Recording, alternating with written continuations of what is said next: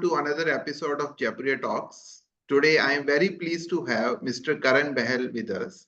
Mr. Karan Behl is Chief Happiness Officer at Happiitude, as well as he is a series entrepreneur and a very successful business person. Welcome to the episode, sir. Thank you so much, sir. Thank you for inviting me. Yes. So, happiness, especially in the post COVID environment, in the technological era where social media and Instagram is highly influential, has become a very vital aspect of everybody's life. People Yes, have started thinking, asking questions, contemplating on what is happiness and how can we become happier. In that perspective, you started a little bit early in the pre-COVID era itself. So, how was the journey and what clicked in your mind when you were already doing so many businesses that you should start Happitude and you should start talking about happiness? yes. So yeah, I started. I got interested in the subject in 2011, Hmm, and then 2012, I thought, okay, we should do something in the space of positive psychology. hmm, And because I got introduced by someone to this beautiful domain of human well-being, and I was kind of, I would say, mesmerized because psychology is always considered as something which is about solving people's mental health issues, those problems that people have. And people had this resistance of going to psychologists and psychiatrists, because if I go there, first of all, I have to admit that there's some problem with me on the mental level. So but positive psychology seems like a better alternative for people who are not yet, like down with the mental health issues. They're still doing good, but they want to do great. So I call this as a science of flourishing. This is like a human flourishing. And at the same time, I got interested in the spirituality, like the Indian spirituality. And I realized that both are talking about the same thing actually. okay. It's about, like human flourishing. And I started working on this, and I realized that initially, when we used to go to corporates, and we started telling them that we designed, actually, first of all, we designed we designed some programs around happiness for school students. We Hmm, designed board games around it. hmm, And that was the first audience, because I thought, okay, why don't we start early? Because hmm, as children are growing up, everything is going up. Like their height is increasing, their brain, their mental capacity is increasing, they can do more things. hmm, Physically they're becoming more capable, mentally they're becoming more capable, but at the same time they're becoming less joyful every as they're hmm, growing up.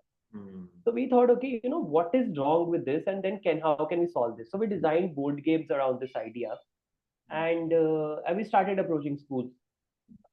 Some of the schools we got really good response, but I would say like 80 to 85% of the schools, they appreciated, but they did not have the time to fit into something like this, because they yes. have to take care of the academics, and they have to take care of the many other things which Hmm, which actually makes them perform better in terms of the competition and everything.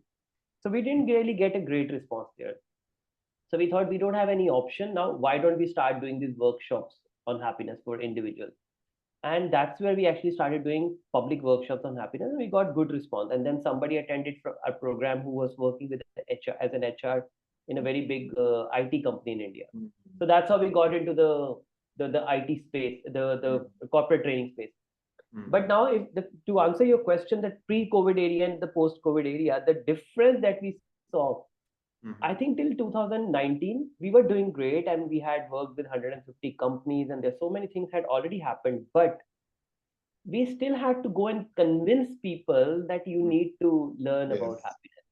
But Yes. during the COVID, I would say there's the journey of Happitude from March 22nd, when the lockdown happened. Hmm, After that, the journey of Happitude was completely different, because yes. now people were willing, people were exploring, and suddenly, during the COVID, they realized whatever they thought was giving them happiness, they were actually slave of that thing.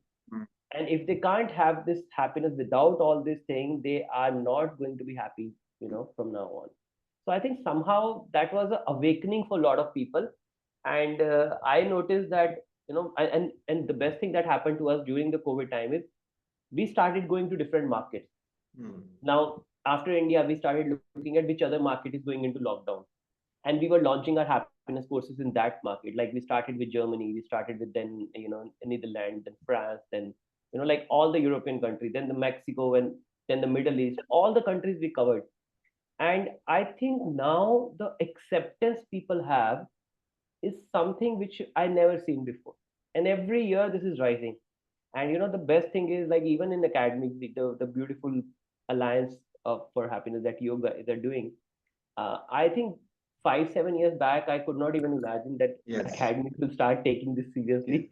And the Yes. kind of work you guys are doing, it's really wonderful. So yeah, this is the shift I can say.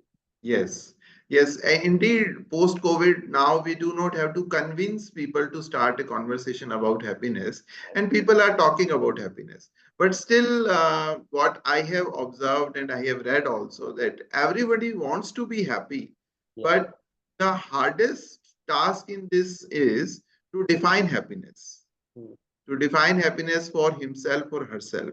So, and then you have used the word that kids are joyful. So, Yeah. then people are also confused between these words joy, pleasure, happiness, and sometimes peace and Yeah. relaxation also. Right. So, how does one define happiness as an individual, be it a student or a teacher or a leader or a manager or an entrepreneur or an office going person or sometimes even a homemaker also? Yeah. Yeah. See, normally people get confused between happiness and positive emotions. Okay. Okay. So positive emotions are fleeting.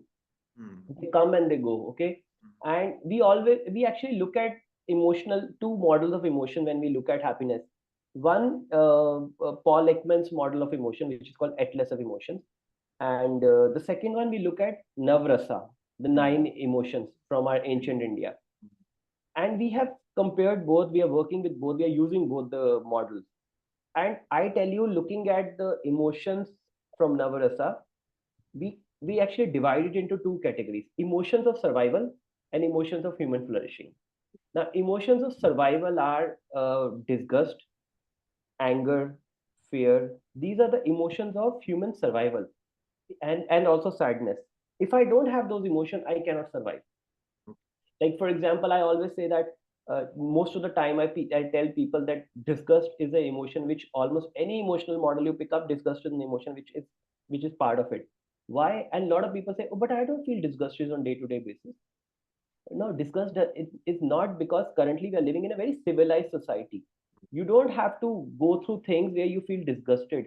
But disgust is a very important survival emotion. Now, something is disgusted in my vision, in Hmm. my smell, in my touch. I know I don't need to eat this. As Hmm. a caveman, that was a very important and Yes. important Yes. thing, right? But disgust is the intense emotion. The first degree of, if we make it as a least intense, the least intense emotion of disgust, the is called dislike. Hmm. Dislike is also part of disgust. Now that's the least intense. Like, for example, irritation is also part of the anger. Hmm. Fury is also part of the anger, right? Yes. So there's a degree to the anger. Hmm. Similarly, in disgust, if you see, dislike is the least intense, and then disgust is actually the most intense. Now, if you Yes. ask somebody, what do you observe when children are growing up? Hmm. One thing you will definitely notice, they start disliking a lot of things. They Yes. start developing preferences in them. Hmm. I like this, I don't Yeah. like this. I don't like this kind of food, I don't like this kind of this. Hmm. I like this kind of people, I don't like these kind of Hmm. people. So the preference they start developing based on the liking and disliking, that is where they are taking care of their survival somehow, because they're kind of protecting them. But now this is not a physical protection, this is a mental and emotional protection.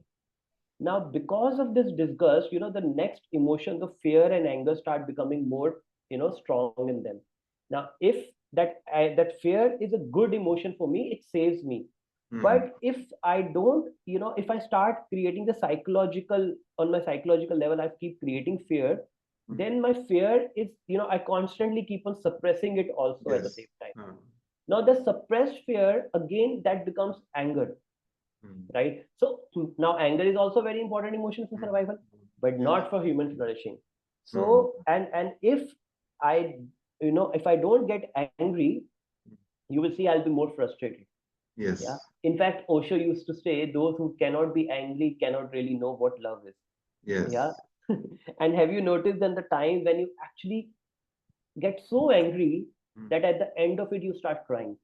mm, Because the completion of anger brings sadness, and sadness brings tears. Now, that emotion of sadness is very important for human survival, because otherwise we cannot see each other's pain, we cannot feel each other's pain. And in fact, in India, we don't have a term sadness in the emotional model. We call mm. it karuna. Now, Karuna. Mm. being Indian, karuna means compassion. Now, Compassion. compassion and sadness are one and the same thing, defined with karuna. So Mm, sadness is actually karuna, compassion is karuna. And once you know how, once you feel, and in India, the beautiful thing I always talk about in my foreign trainings also, I already have most of the people there, and especially even the program we have are not just in English, we have program in Spanish, Arabic, Portuguese. And in that program also, we also use this example that in India, the actual culture was when somebody die, we have a 13 days of mourning period. We have to sit, and the mm, close family members, they can't sleep on the bed, mm, they can't eat anything with the salt and sugar, mm. so that Yes. nothing you do which gives you pleasure. Mm, 13 days you simply have to be in the cycle of sadness, so that the mm, sadness complete itself. mm, And then the once the moment you know that when you if you cry your heart out, after that you feel peaceful, mm, right? So peace is a bridge between the emotions of survival mm. and the emotion of flourishing. The Okay. emotion of flourishing are your joy and love, your Mm, wonder. These are the emotions of flourishing, human flourishing. mm, mm, I cannot feel, like joyful when I'm angry. mm, But and now I cannot say that, oh, because of anger I'm not joyful. No, anger is important because I'm still thinking about my survival. mm, So people need to understand, today we are so fortunate and so lucky that we are sitting at a time when mm. actually our survival is taken care of. Yes. Most of the people, they can have, even during the COVID time, Mm, they're like 20-30% of the people who were facing difficulty in terms of like how to get the food, but mm. 50-60% of the people, they had enough money to at least for eat for 1 month or 2 months at Yes. least. Yes. They had enough food at the home. Mm, Now, this is not how the case was like thousands of years back or even mm, hundreds of years back. People had to kind of struggle every day to go and get mm. something so Yes. that they can survive. When the survival is taken care of, this is why all the human beings are going and trying to go to the next Flourishing form level. of evolution. In India, Mm, if you see, there are 9 avatars, we say. mm, From the Matsya Avatara to you keep mm, going up, and the mm, highest Avatara is, now I tell you, these are not the avatars or the evolution happening outside of us. This mm, is the evolution happening inside of us. Like mm, when we are physically fully developed, just like, like we're not the Banav Avatara, that the dwarf form. mm, Then the next form is the Parshurama. mm, Parshuram is physically very strong, but he's mm, mentally very, emotionally very mm, volatile, kind of. mm, Now, there are people who are like that. They're physically very strong, but mm, emotionally volatile. Now, mm, this was the lower level of evolution. The mm, next level of evolution is Rama Avatara. Now, mm, Rama he's physically developed, mentally, emotionally balanced, but very singular focused. mm, He's a very singular. He's a very nice and good guy. mm. As a person, there are people, they are Yeah. very emotionally balanced, Yes. intellectually good, they are morally right, disciplined, Mm, everything is fine. But there's something missing in them. mm, And that's why the highest Avatara is Krishna Avatara, mm, which is the colorful form of, like mm, this is what people are. They can be angry, they can be joyful. And in fact, Krishna says, those who can sing, dance, laugh, and cry without shame and hesitation are the mm. one who purify this universe. Yes. And that's the beauty, that when we are looking at happiness from the Western perspective, because I teach both the models, Mm, the Western and the Eastern, I kind of bring a holistic mm, approach to that. And I see when the West is talking about happiness, they're trying to understand happiness. They're trying mm, to, make a meaning out of everything. mm, And they're mm, using only head. mm. They're going to fail miserably. And actually Yes. they're failing. And that's why, the real role of East comes. East brings experience, anubhava, but Mm, East brings heart into it. If mm, East add colors into it, mm, West add data into this. So Yes. all the colors and the data and the stories, everything is important. But Yes. everything has a role to play. So Yes. if we really want to go for the human flourishing and we want to see what happiness is, a Mm. survival has to be taken care of first. Mm. That is why a lot of time people come and tell me that why all I see all the rich people are coming to your Yes. class. Yes. Yes. Why Yes. is that people, who are like really good, doing good in their life, they want to learn this. That is where they need more, because now the survival is taken care. Somebody who's Yes. in the daily survival phase, Mm. they find it very difficult. If I don't know where am I going to eat, the whether I'm going to get the food in the evening or not, for me this is a long path. I want it, but somehow first I want to fill my stomach, then I will think about happiness. Now, in happiness, this is not just a positive emotion. This is also a combination of the emotion of like sadness is part of it, so emotion of compassion is part of it. So we always look at it as a holistic cycle. Now if you ask me how to define it, there are many different ways of defining. For Okay. the academics I can define it differently, for the workplace I can define it differently, but for human beings we simply define it as a flourishing. Like if you look at the flower, how Mm. flowers open up. Mm. In India, I was surprised to see, I was not a spiritually inclined or I had no idea what this is. Mm. And when they're talking about human flourishing as an idea of happiness and positive psychology, I looked at the seven chakras and the one single petal and then the 10 petal and the 100 petal. This is also presented as like the flowering of human being. Yes. The Yes. flowering of human being is when I start, and growing, evolving more in this avatara, Mm. that expansion of human beings start happening within me. I start evolving. That is what happiness is. So, just to give you an example, because this is a video call, I can do that for you. If you simply, spread your arms, yeah, you try to Mm. spread your arms and look up, yeah. Now try to be sad. Is it possible for you to be sad? Yeah.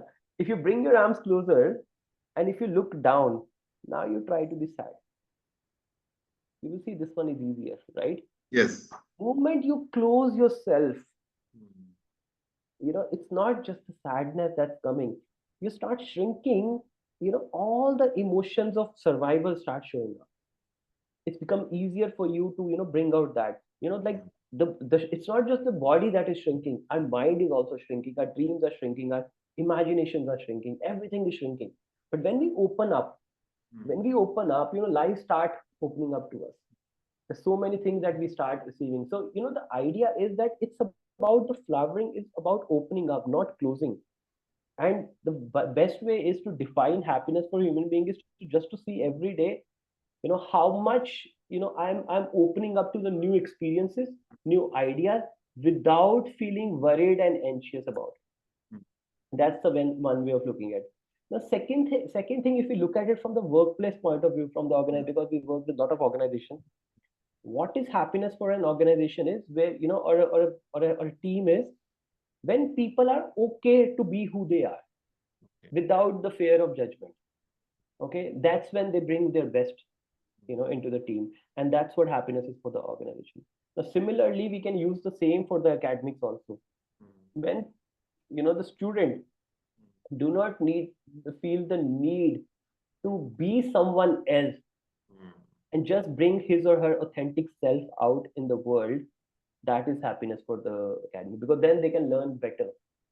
Now it's not just about your strength, you can also bring out your weaknesses, which is fine, and there is no fear of judgment. Nobody is going to judge me because everybody has weaknesses. I am good at this, you are good at something else. I am not good at something, you are also not good at something, right? So we all can come together and make it a team, but for that the fear of judgment has to go. So I think in that, vulnerability is one of the skill which we must teach. And because vulnerability, a lot of time people think as an emotional thing, as a weakness. No, vulnerability is a strength. Vulnerability is not being emotional. Vulnerability is letting my real self out in the world, Mm. who I am, without the fear of judgment. That's vulnerability. And that needs a lot of courage. So vulnerability is the most courageous task, and a lot of people don't, talk about the vulnerability as weakness, because actually they are afraid to be vulnerable, because they don't want world to know who I am actually. They want to have this like a nice face outside, and try to hide who they really are. And I always give example that if you go to any goddess temple in India, you will see in one hand she's holding a flower, in the other hand she's holding a sword. She says, good is me, nasty is me all, right? It's not just I'm only good, good, good, good, good. If somebody says I'm a very good person, you should be little afraid of that person. Because in Portuguese, there's a saying, hell is full of people with good intentions. Because many times good people think they are good, they're trying to hide, their nastiness, or they try to put their nastiness on somebody else. They create more harm in the world. Every human being has these two sides. Just accepting one of it is rejecting the other. If I don't accept if I really want to accept who I am, I cannot say that I'm the good one. There's a bad one, that is also me. No, bad is the god. Or the bad is other person. No, good is me, bad is me. That is the complete acceptance of who we are, and that's the way to bring out happiness in the world. But Karan, somehow I also feel that if we talk about today's youth, especially let's say students, there is one student who is preparing for a highly competitive exams, and somewhere in his or her heart, they know that yes, they can do it also. But day to day, there are challenges, struggles, studying for 16 hours, 18 hours. Then let's say this student is also good at, let's say, playing guitar Hmm. or some kind of musical instrument, or they think that they can also become a good fashion model also, or chef also. So nowadays Instagram is full of these people, so Yeah. they also think that we can also become like this, right? Right. Right. And then there are books, movies, people who are saying that follow your passion, follow your heart, right? So we as a society, one, we cannot have like all the people following their heart and passion, right? Yeah. Some people have to follow the hard path with Yeah. a lot of grit and dedication and become the scientists and doctors and engineers also. So Yeah. how does one identify what is his authentic self? Because the self is also divided into these, Yeah. 4 5 parts, and one part is trying to Yeah. overpower and overcome the another part also. Yeah. So what to do in such scenario? Yeah. See, one of the most stupid statement which you can follow is follow your passion. Yes. Because if Most you of the notice, teachers agree with this, that this is a yeah, stupid statement, but movies no, no, like I tell you why this is ah, stupid. And I think I'll give you a logical explanation of why this is stupid. I think then the student will agree to this. See, follow your passion. If they really have a passion, anyways, nobody can force them to follow anything else. Okay, but because their passion keep changing every 3 months, somehow they also not very sure that whether I should follow it or not, because they're not very sure that this is really my passion or not. If they're really passionate, if somebody is really interested in sports, you see that no matter how much pressure family gives to them, no matter what happens to them, they get into it and they become successful. That's passion, and not everybody has passion, and it's okay. It's okay. Not, the idea is not to have a passion, but to be passionate about everything that you do. If I'm studying and that's the best thing I can do with my life right now, can I bring my passion into what I'm doing? So the idea is not to be passionate about one thing. The idea is to about passionate about everything that you do. Now, if you can't bring passion into something, you're not going to be best in that, right? So I think the best most important thing is to not just to think about it from the head or heart perspective. Think it that what is the best thing I can do with my life right now. Now, if I look at it this way, you will see that completing my studies, my education is an easy door for me to open up many opportunities in the world, right? Now, if that is the path I choose for myself and I've committed, okay, and after committing myself to that path, then there is no wavering in my head. No matter what you want to do all the thinking, analysis, everything. And also Krishna says hesitation is the worst of all crimes. If you are on the path, take the path. If the path is to get onto a battle and get onto a war, take that path. But now don't hesitate, because if you hesitate, you will not be able to give your best. If you don't give your best, you will not get the result. then you will keep regretting, oh, because I was not, this is not my passion, that's why I'm not successful. No, it's not about your passion. It's about you need to be the best in whatever you do. Now, best is not comparison to other, best in what is the best I can do with my capacity. Maybe I can do this much, but yeah, you can do that much, that's okay, but this is what I need to do, at least for myself. So I guess, the idea that who is me, am I the one who likes guitar, and this question will always keep, stay in your mind, and that will keep on, being a cloud on your judgment all the time, and which is okay. Do you think that the age of 20 you will understand who you really are? In India, I normally I say that when we go to the West, people say, who are you? But when they come to India, the question changes as a, who am I? This is a thousands of years of inquiry to know who am I, and still nobody knows who am I. Do you think by the age of 20 you should figure out who you are and what you want? No. See, today we are living in such an amazing times, I'm telling you, that even if you think that by mistake you choose a path which you don't enjoy, you still have another way to come out of it. There's so many opportunities in today's world. At the age of 30, I can change my profession. At the age of 40, I can change my profession, and people are doing it today. So don't worry that, oh, what if, and the pressure that parents and the society is creating, that as if this is the only thing, like if you choose a wrong path, your life will be ruined. No, no, no, nothing is going to happen to you. Even if you do a course that you feel today is not valuable to you, 10 years from now you will remember that, oh, because I did this, this is how the path followed. So don't worry about going wrong. Even if you're taken a step and you think this is not the right path, and you can't step back, then do this with all the passion that you have in the. That's absolutely in a very nice manner. You have explained that one has to be passionate about whatever they do in life at a given time. So, Yeah, we were talking about the societal pressure, and we were talking about the students, and you have earlier had some experience of working with schools also.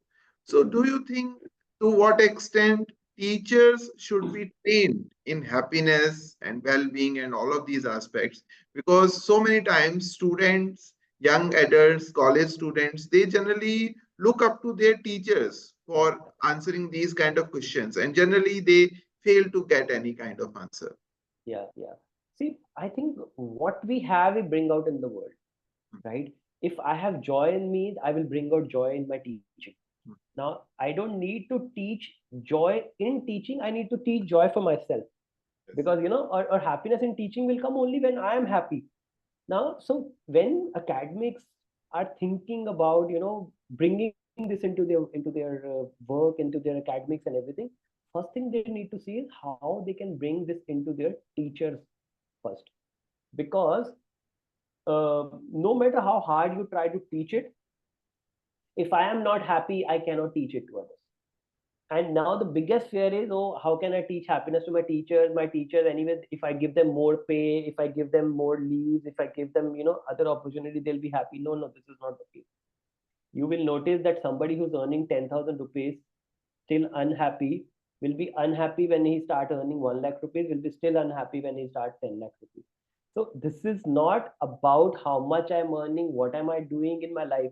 The simple formula that we have to tell people about happiness. If you're not happy here, you will not be happy there. So first thing is, wherever I am in my life situation, if I learn to bring happiness into that, and then it becomes easier for me to go to the next stage and bring happiness to me. Now, for the academics, this is definitely a very important for your academics, for your result, and for your future generation that you are raising, is to make sure that teachers are the best example. Because right now when they look at the teachers, they think, oh, growing up, I'll be like this, or rather I should not even grow up, because I don't want to be like stressed out and anxious like my teacher.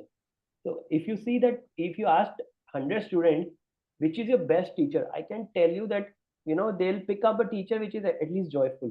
Yeah. Because the joyful teacher can teach well, can understand people problem better, can connect better with people. So I think there are all the benefit that you can have if your teacher is really more joyful than than the rest. Yes, absolutely.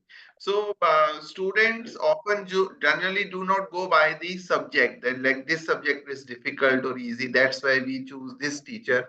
They generally Yeah, go by the teacher who is always joyful yeah, inside and outside the classroom. Absolutely true. So, one more thing which I have observed, and there are so many reports also, and when I take interviews for college admissions here, I generally see that. When I ask them that what is your daily routine? So generally, I do not find anything which they are doing on their own. So their studies are dictated by the college and everything. And then apart from that, they say, okay, then I scroll social media, Instagram for 2, 3 hours, and then I hang out with my friends, and that's it. So this culture of Netflix and chill, right? yeah, And then somehow that is also related to their loneliness, anxiety, yeah, and sadness also to that extent. yeah, So how do you see what is the role of this social media especially, and then why should a student or a young adult should have a purpose in their life, and how yeah, that is related to happiness? yeah, yeah. See, the age of 12 to 25 is the time when you should not chill. Not Hmm. at all. No chilling. Because if you chill now, you'll not be able to chill later. So 12 to 25, if you really put yourself on a path and make sure this is the time to build myself physically, mentally, emotionally, and career wise, I Hmm. can tell you the life after 25 will be effortless, completely effortless. Those who don't put effort in this time and want to chill in 12 to 25, they have to struggle for the rest of their life.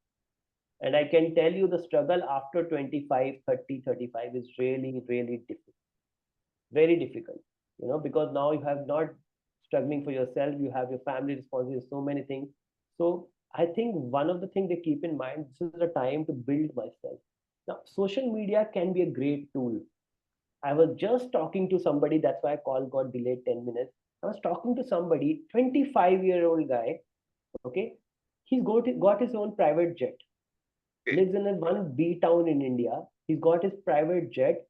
He's earning like, and I know I've been like last 2 weeks, I've been speaking to so many such people earning like 35 lakh, 40 lakh, 50 lakh, 80 lakh rupees a month in Hmm. 1 month through digital media, social media only. These are the guys. I mean, like they have taken social media and they have made use of it. Now you are being used by social media and becoming their, the consumer, or you are using social media to make a career out of it. I'm telling you, like, I've been talking to people and I've been going to conferences. In the next 5 to 7 years, AI is going to eat up everything, all the jobs. And we are using so much of AI in our company today. And I can tell you there's so many processes which are automated and people are losing jobs. There are people who are losing jobs. Now let's say I give you just quick example, like 2 3 example how people are losing jobs. We had a content team, okay, like everything had to be written, then somebody has to proofread, somebody has to. Now you don't need a proofreader, you don't need somebody who can correct the sentence formation. You give a basic idea, put it on chat GPT, you have everything covered, right? So people who are writing content, their job is gone. The 5 people, one person can do that. Then the editors, video editors, okay, and video editing team, there were about 5 people. One person would take out the content from the video, from the sessions that we do, and that person watch the whole thing, pick up the timestamps, and then give it to the editor. Editor take out the timestamps and then make an edit out of it. Like that, there were 3 4 people who were involved. Now, there's a app, there's a site where if you use that app, you put your whole Zoom call, right? The Zoom call we are doing right now. If you put the whole call video into that, only the Zoom link, it will make 7 to 8, sometimes 10 videos also, and tell you the score of it. Like what is the hook, from where the video will begin, what is the best part of the conversation. They will pick and make 8 to 10 videos, and they will schedule it also. So all the work which the social media team was doing for the videos is also gone. Like slowly every day something is coming where people are losing jobs. So at a time like this, if you really make yourself available to what is new which is coming up, you'll stay relevant. Otherwise you're going to struggle a lot. So this is the time for the people, for the students, to make sure that they build themselves and they keep an eye on what is the new technology which is emerging. Keep learning. There's so many free resources on YouTube and other things that they can keep learning. If they keep learning, they will actually, it will become very easy for them to then, go out in the world and do something which is fruitful, and rather than struggling and just keep looking for a job afterwards. So we have talked about teachers and students. One another influencer in the young adult's life is the parents. And parents generally sometimes they fall into the trap of the society. Ki Sharma ji ka beta is doing MBBS, you should also do that. And you have earlier said that the kids are joyful, and as they grow up, this joy goes out of their life and pressure comes into their life. And a large extent, parents are also sort of the reason. I will not Yeah, say responsible, but reason yeah, of this yeah, pressure. yeah. So, as a parent, how can a parent deal with their kids so that they stay on the right path? They do not do Netflix and chill also, but as well as they are also mentally healthy and well-being is also taken care of, and they become a very mature person in their Yeah. See, the major role of a parent, which I have there, most of the parents have forgotten. life. Their role is to raise a child who is not dependent on them. Yeah. Otherwise, it's a lifetime responsibility. And your child will be frustrated, you will be frustrated, you will not have a cordial relationship with the child. So, your role as a parent, what defines a great parenting for me is I am a great parent if by the age of 21, my child is not dependent on me. He loves me, he loves to spend time with me because he enjoys my company, but he's not dependent on me, like for the mental, emotional, any kind of needs, he's not dependent on me. Then I've raised a right good child for me. But now the problem is parents, maybe they knowingly, they don't do this, but unknowingly they always want their kids to be dependent on them. Somehow that gives them a sense of purpose also. If my life is all about if my life is revolving around my child, there's nothing else significant in my life, and if my child reaches to a point where child is going to be a, like, completely independent, I will try to do something to make sure that he keeps coming back. Okay, maybe emotionally, maybe mentally, in whichever way. So I know this sounds a lot of, when I tell this to my friends and other parents, they find it a little challenging to accept it. But this is what it is. You're building a rocket which should fly, you know. And if you try to make sure that you don't, you hold on to the rocket so that you don't let the rocket fly, what's the point of building a rocket? So, as a parent, you should become a role model, for them in being, complete in yourself. I see that there are two ways of looking at yourself in a relationship. One, I am here in the relationship to suck out the joy from other person's life. Okay. Now, it means I don't have happiness from within me. I want it from my child. So I want to suck out my child's happiness, right? But there's another way is I'm a joyful parent. I'm a happy parent. I want to contribute happiness to my child. Now I am the giver in the relationship.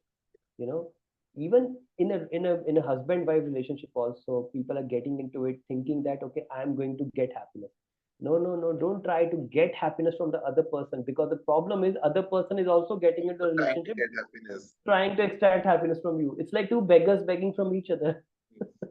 I am full of joy and happiness. I get into a relationship to offer that to the other person. That's the best way. So similarly, if you parent, your happiness, you're very happy that your child is doing, but your happiness should not be just about your child, because otherwise you're putting too much pressure on them. I understand that you're concerned about their survival, whether they will do good. Let me tell you, even with the kind of brains and capability and talents that you have as a parent, you could do so well for yourself. I'm sure your children can also do better than you, and I think that should be the criteria. My child should be better than me in everything that I do, more joyful than me, more capable than me, more talented than me. But I my happiness is not connected to my child. If my child is not performing well and I start sulking like my child, how can I help my child? If I'm a doctor and a patient come to me with a heart problem, and I thought, oh, okay, because I want to solve his heart problem, I need to have a heart problem for myself. I start developing that heart problem. Now I am not going to solve his heart problem because I'm worried about my heart problem, right? Yes. This is how, if my child is sulking and I am also like depressed and angry and irritated and annoyed at my child because he's not performed well, I'm not going to help my child. I'm going to add up to his problems.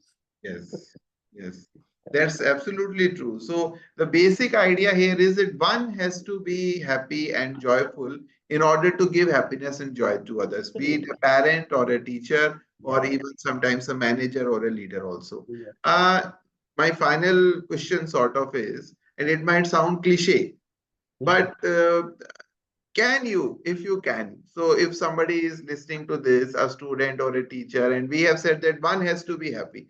So, what are the two, three things which universally people can do to be happy? Okay. So one thing is that no, I'm not saying that one has to be happy. Okay, because it's too much of pressure. If I want to do create it on my own, if I don't mess up with myself, that's the outcome of that. Happiness is not something that I create, because I can only create happiness in one or two ways. One, I can go to the supermarket and buy it. I can go to a happy hour, have a couple of drinks, and I can buy it from the market. Yes. Then I'm always going out for the shopping, so I can shop for happiness. But that's not the happiness we are talking about, right? Or second is, I can suck out from other people's life. That's also not the happiness we are talking about. So the thing is that you need to understand one thing, that whatever I'm feeling right now, okay, accepting that, acknowledging that is the first step towards your happiness. Right now I'm feeling sad, acknowledging that I'm sad right now, and being with that sadness also, rather than distracting myself, avoiding it. The problem with people is they don't want to be sad. That's why they can't be happy. If you are okay to be sad, you don't have to struggle to be happy. You will be happy anyway. Yeah. So the idea is, whenever people are sad, they take out their phone, they start scrolling Instagram, they start watching Netflix, so that they can be out of that space of unhappiness for a while. No, if you are in that space of sadness, understand one thing, that you are closer to peace. And peace is the midpoint. Peace is the midpoint of between emotion of survival and the emotion of flourishing. Okay. If you are sad, don't let it go. Just be with that opportunity. Don't distract yourself, because if you don't allow yourself to be sad, you will suppress sadness inside of you. Then no matter how hard you try to be happy and joyful, you will never be able to experience the real joy and happiness in your life, because there's a suppressed unhappiness, suppressed sadness, which is somehow start bothering you from the inside. So what is the one thing, if I have to tell, this is the one thing I will tell people. If you're sad, let it be. If you're angry, accept that. If you're fearful, accept that. Don't fight with that. And I will again remind them with the quote which I mentioned earlier: those who can sing, dance, laugh, and cry without shame and hesitation are the one who purify this universe. Universe is not out there. Universe is in here. My universe, is my inner world. I can purify this only when I accept whatever I'm feeling right now. And the moment I start accepting, and this is very counterintuitive also. Yes. I Yes. said that how can I be happy when I feel let myself be sad? That's very counterintuitive, but life is very counterintuitive anyway. There's always paradox in life, because intellectually, if you try to understand it, the moment you see this, you can't see this, Hmm. right? The moment I see positive, I cannot see negative. If there are five people sitting here and I'm looking at you, I'm not looking at the four people. So this is how this is the limitation of our intellect, that we cannot see all at once. We cannot see Yes. the whole. So this is why, if you look at one part of it, the one part may look like sadness is opposite to happiness. No, sadness is not opposite to happiness. Sadness is a continuation of happiness, which is how you should look at it. Uh, Yes. So we don't have to be afraid of being sad, and we Yes. don't have to distract ourselves with Yeah. social media or OTT platforms. We have to accept what we are, and that is the The pressure of positive, being positive and being have positive thinking. This nonsense is ruining people's mind. Let me tell you, this is not an Eastern and Indian concept, please. And this is a marketing concept given by some stupid person, to actually spoil the humanity. If I look at only the positive and don't want to look at the negative, I'm looking at half a picture of life. If I Yes. look at half the picture and I take decision based on half the picture, my decisions are going to be wrong, right? So the idea is the whole picture has positive and negative both in it, and that's why we have this. This we always say it's the Shiva and Shakti. Hmm. It's like Ardhanareshwar is the top form where Yes. both comes together. It's not just the masculine and feminine. It's Hmm. not the positive, negative, good, bad, right, wrong. Hmm. It's both comes together. Hmm. So Durga and Kali are the part of the same thing. They're not Yes. separate, right? Yes. So similarly, this is how we have to look at the negative is not our enemy. Hmm. Negative is something which is trying to give us a message. You take the message and just keep it there. You're positive, and the problem with the positive is the moment you focus on the positive, you exaggerate it so much, Hmm. right? If you focus on the negative, you exaggerate so much. Hmm. People are afraid of exaggerating the negative, but they don't understand when they exaggerate the positive, Yes. they are they're making wrong decision based on that also. Yes. Yes. Yes. Yeah. Absolutely. So thank you very much, Mr. Karan. And it has really been how I envisioned a master class on happiness and well-being. And we have talked about happiness and well-being in general also. We have talked about what does it mean to define happiness for individual, as well as all the navrasas we have also discussed. We have discussed for students, teachers, parents, and society. So thank you very much. And I'm very hopeful that this interview is going to be very helpful for a lot of people. Thank you so much, sir. Thank you so much for inviting. I really always enjoy having conversations with you because Yes. you are a very good listener and you also a very good thinker. So Okay. thank you so much for Yes. inviting. Yes. Thank you very much. Thank you. So once this will be uploaded on YouTube, I will share the link with you, right? So Yeah. the recording, the editing team will cut the first part, the initial Okay. when we were chit chatting, and this part also, Okay. Okay. Sure. right? Sure. Okay. Thank you so So, much. See you so soon. thank you very much. Thank you. Have a good day.